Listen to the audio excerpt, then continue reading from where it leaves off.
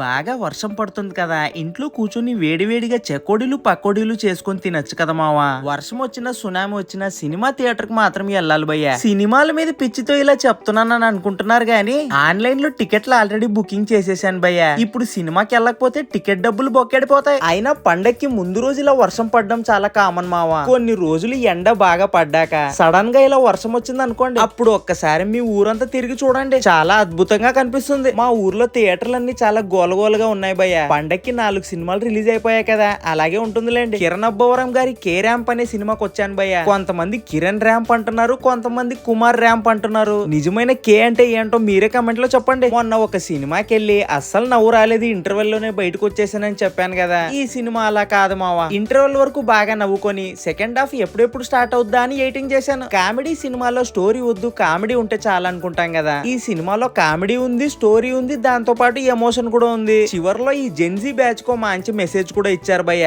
మా ఓడికి మాత్రం ఆ మెసేజ్ నచ్చలేదంట. సినిమాలో కామెడీ బాగుంది కదా, ఎందుకు మెసేజ్లు ఇవ్వటాలు అంటూ ధర్నా చేస్తున్నాడు.